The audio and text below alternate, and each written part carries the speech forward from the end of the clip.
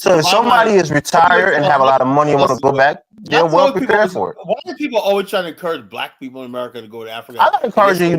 I'm telling you, these are people who went back with money. They went back with retirement pensions. Right there. There's a conspiracy right there. I think you Africans want to come over here, Tell us about Africa. You think we want to trade places, huh? You think we want to do an Eddie Murphy? Y'all go to Africa and we'll come to America and take your spot. You think that's what it is, Carla? Oh yeah, they're coming to Yo, that's exactly how it is.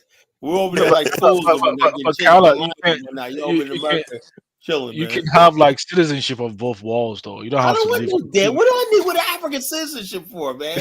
I can go there with my U.S. passport and I get anything I want, man. If I want to go there. Kala, you're trolling us right now, bro. Come on, I am dead serious. But look, let me tell you something. So, what is the point of talking about Afghanistan and when you have these views of Africa? Let me tell you something. Let me tell you, John.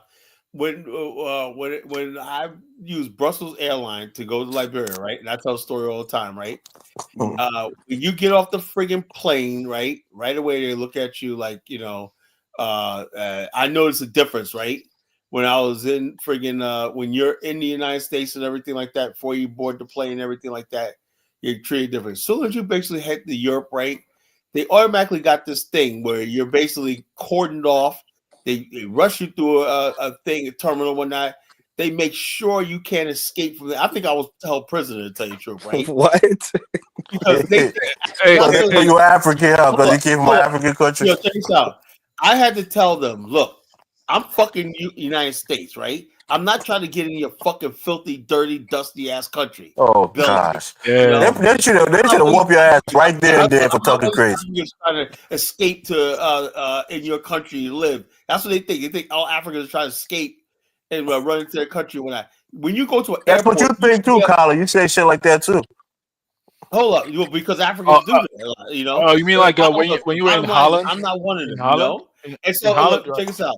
So therefore, when you go to another country, like I love the fact that when I went to Morocco, right, I had a day layover. I had a chance to tour the whole entire city when I go around Casablanca, and when I really had a good time. Wait. Kyle, you mean like you said when you were in Holland, they didn't want you to? No, it was Brussels. Brussels? Yeah, Brussels is in Belgium. Oh, they thought you were like you were some African. I said, look, I'm a fucking American, That's why people hate Americans around the world, man. You guys are full of yourself, man. I'm not trying to freaking. You know who I am? I'm a fucking American citizen. I'm treated like a nigga, man. But hold on, but I've also heard that people with American passports get treated differently around the world. Is that? Yeah, they respect the passport, but niggas like they looked at it and thought you was African. When I went to like Negro, when I went to Mexico. You look like one of my cousins from Grand G, man. The bottom line, kind of looks like one of my uncles from Grand G in Liberia, man. Whatever like that. I got the U.S. passport. I was born in the United States, whatnot, and I'm proud of it. They can't talk about looking at you. That's the thing, Colin. You got to show your passport. I didn't say trade to me. I'm saying if you have any ideas. I didn't like the way they was talking to the African. Then they had this one guy, right, from Sierra Leone, right, and this guy, man, I was about to punch this guy in the mouth. He's sitting there saying, "Oh, Africans are so fucking stupid. They don't know how to follow instructions and whatnot." Blah blah blah. Well, you know whose fault it is, Colin? What? It's the government. The government. I said to myself, right, man. I said, like, that's when I was really a Pan-Africanist, right?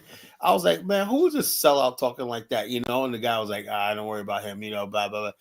He was African too. The one who was African. He had a brown Sierra Leone passport. The one Diane's got, He had a brown Sierra Leone passport. He just thought all the ECOWAS passport I think are green now. Oh no, it's brown. What's a brown passport? Yeah, but kind of like we got a new passport. We got a new ECOWAS passport.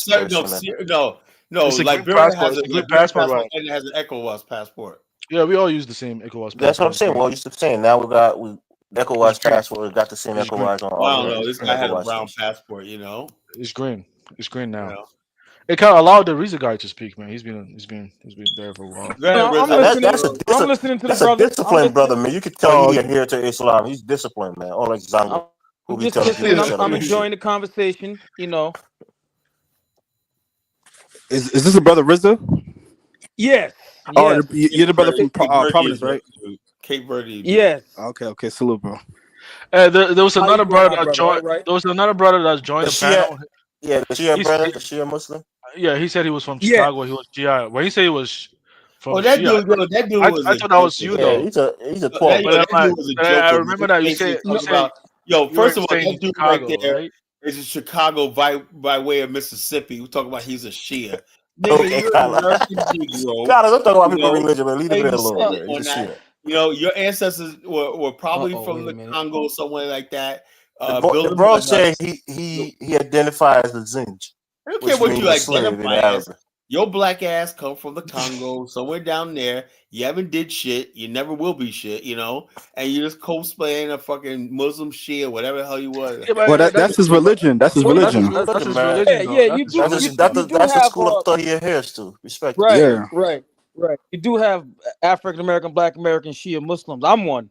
You Yeah. know. Yeah. So See, you're now, talking yeah, about there you him, go, kind Zongo. of talking shit about the Shias. No, You no, got a no. Zongo, I Shia think right you was referring to him, No, right? I'm saying like No, this. it was another guy. It was another guy from Right, Chicago. another All brother. I'm saying is, When bottom he line is came, I this. thought that was you, Riza. Well, when it No, really Saying no, those that comes, wasn't when Shiites, it me. really yeah. comes down to it, That right? wasn't me. The No. only thing that matters is when you friggin' in America, and when not, if you're Because not he said white, he you don't lived have. in If you're Iran not for white like and 8 have years or money, something, you know? if you're white and have He money, lived in Iran. you have your Yeah. little Oh, tightness that's and interesting.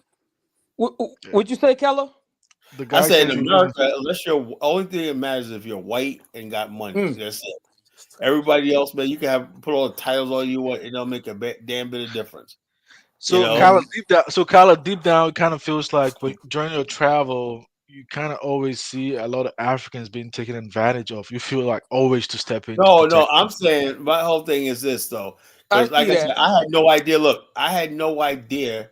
But be perfectly honest with you, right? The Africans off Morocco. Well, Africans always I'm not forget about laughing at Morocco. that. I'm laughing Hold at up, somebody Africans who always said forget about Morocco, his right? passport was glue on his forehead. I was watching the interaction between the Black Africans and Moroccans, and the Moroccans were treating them so That's what it friggin' nice. was. You know, Moroccans. You know, better Oh than yeah, the Morocco's very civilized. You know, Yo, I hey, hear listen. people.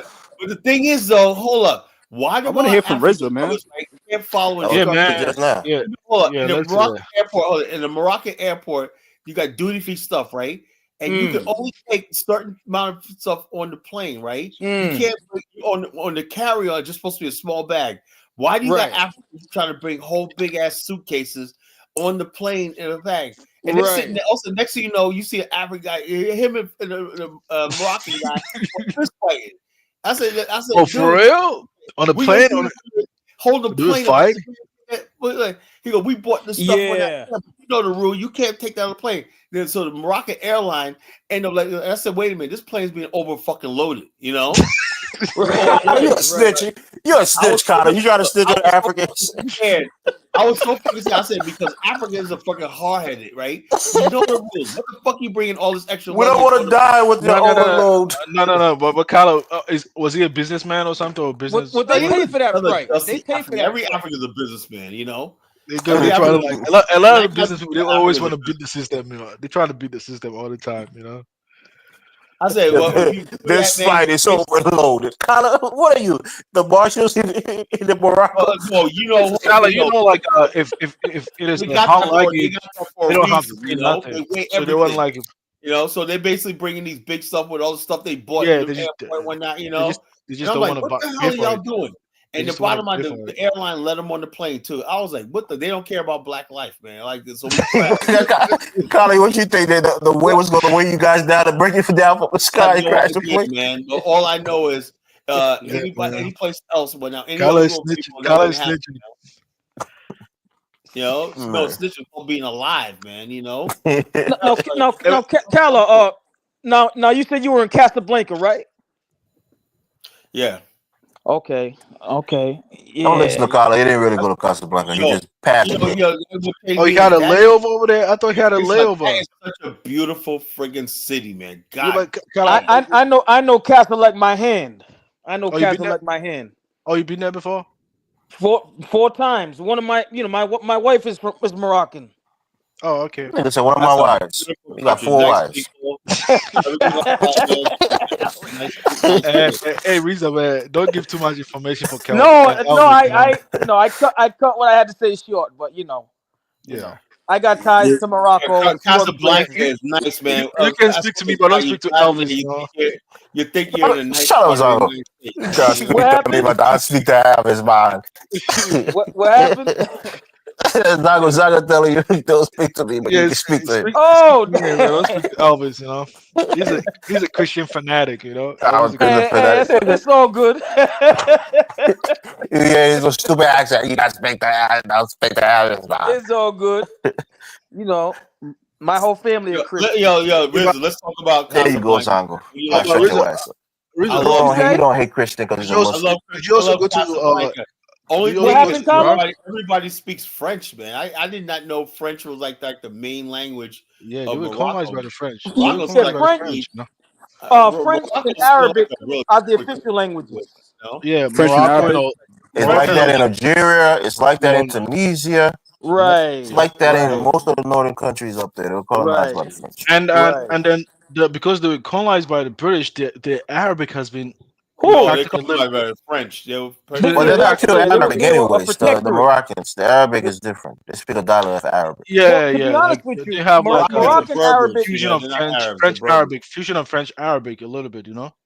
Moroccan Arabic is actually, if you really dig deep into it, it's Mhm. actually very close to old classical Arabic.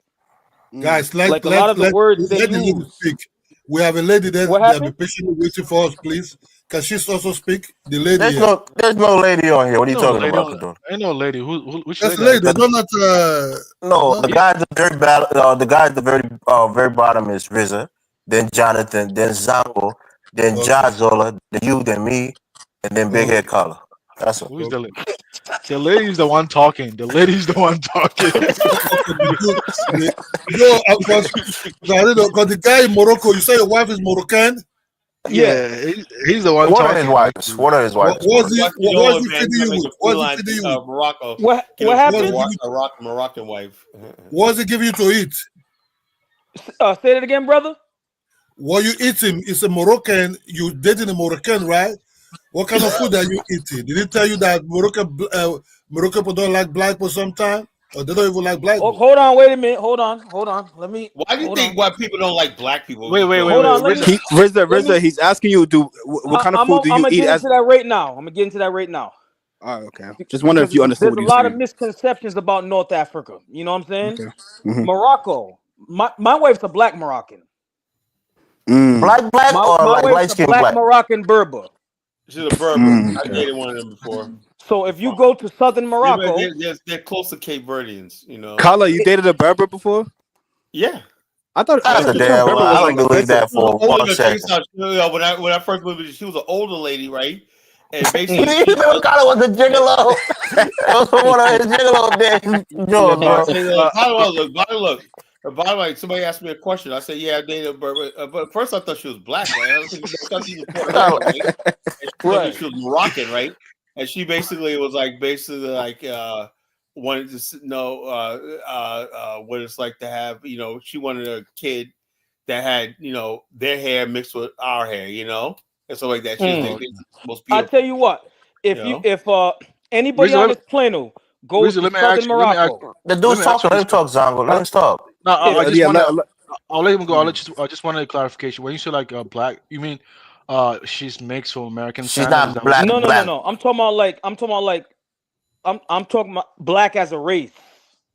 As a race. Yeah, but not dark skinned black, right? Like maybe lighter, curly hair. She's fair skinned, but her family members are dark, just like us. Oh, okay. Like if you go to southern Morocco right now, because the Gorda, what is this at? 95% of the population are black Negroid type. Yeah. Because I know like that. And they're not immigrants. They didn't immigrate. These are indigenous Moroccans.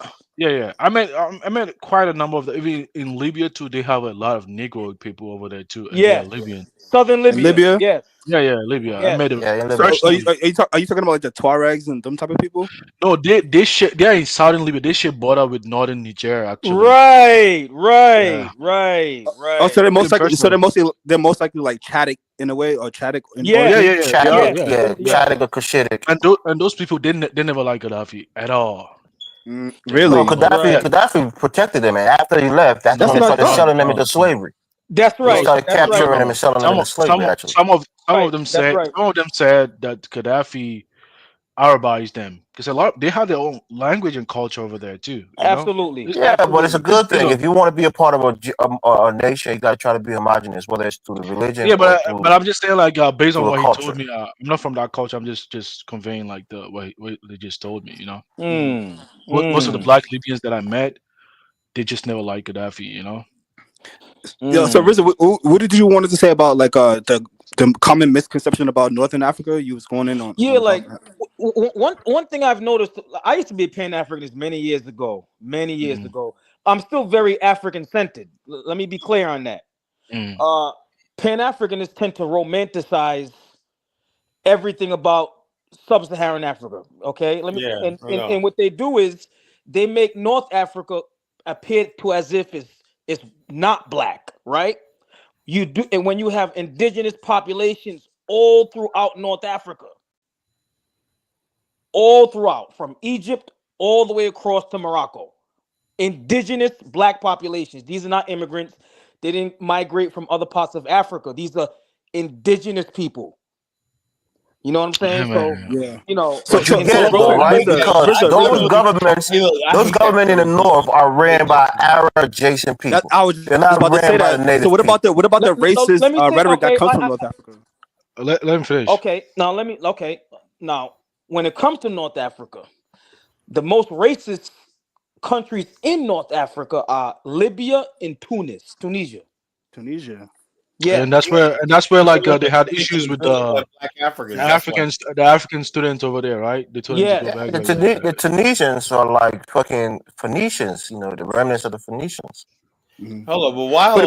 But didn't some like? I'm thinking about why Algeria. do Africans subject themselves to that shit? I don't. There are Africans living there who got conquered by those people, and now they're the minority in that country. People weren't black African. They weren't like you, Dongo. What he's telling you is there's some black African groups that's living there. They were not, like I said, they're dominated by the Arab adjacent people.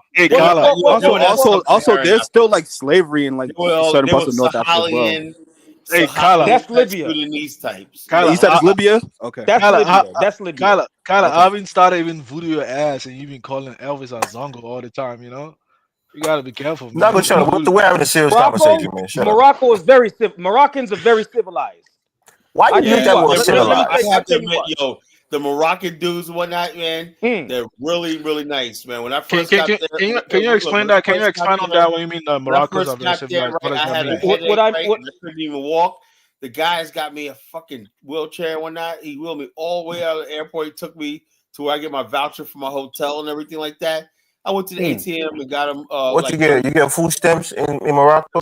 Yeah, I got food stamps when I. But the bottom line is this. But the bottom line, as soon as he hears my American accent, basically, I got like that. But if he thought I was Elvis, he would say, "Get the fuck out of here, man." but Rizzo, let's ask the real question. Do you think maybe because you're American, so they kind of like view you a little different? I think no. Of course it is. No. When I'm in Morocco, unless I talk, they think I'm Moroccan. Well, how you look, bro? Let me zoom into your picture. You look like a real nigga, or you look kind of? I'm black. I don't look mixed. Yeah, but I mean that's different though. So are you trying to tell me someone like Senegalese black go there? You have the same. Like a real melodic kind of nigga, real dark skin. I've seen my wife got people in her family that are dark like Senegalese, that are straight Moroccans. Oh, okay. So you're speaking specifically about those darker skinned Moroccans, not total. Not Morocco in general, right? I'm talking about black Moroccans, meaning phenotypically black people. Yeah, because there's clearly like a distinction between us. Like but bro, you can't tell us there isn't a high level of racism and prejudice against dark skinned people. No, in not in Morocco. Africa. Let me tell. This is why I mean. No. Wait, but there's also a term that they use for black people. Not in Morocco. Cushy. They call them cushy. No, it's another word. I'm trying to think. No, there's a word that Moroccans use for black, but it means like slave. It's like okay. Bilal, I tell you what. Not Bilal. You look like a slave. They're gonna treat you like one. Haratin. It's like a bead or something like that. A bead. No, yeah, but a bead is not really a Somali. It's like its origin from the Arabic to abd. Abdul means slave. Abdul means slave. Abdullah. No. Abdul means servant. Like I thought it meant servant of Allah. Slave. The real meaning is slave. Moroccans They say say servant, but it's real slave. It really means They slave. say Moroccans say Ezi. No, Abdullah, like that means servant of Allah, but Abid Abdullah means means slave of Allah. Abd means slave. Yeah, but that's what I'm saying. So I've heard that Moroccans use that term Abid for black people. But Abid is like it's an Arabic word that has been, Somalilized. It's not really like, you get what I'm saying.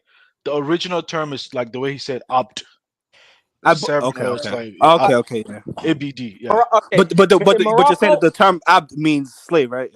Yeah. And they use that word interchangeably with black. That's what I'm trying to say. No. When you hear the name Abdullah, it means the slave of Allah, the servant of Allah. That's what it means.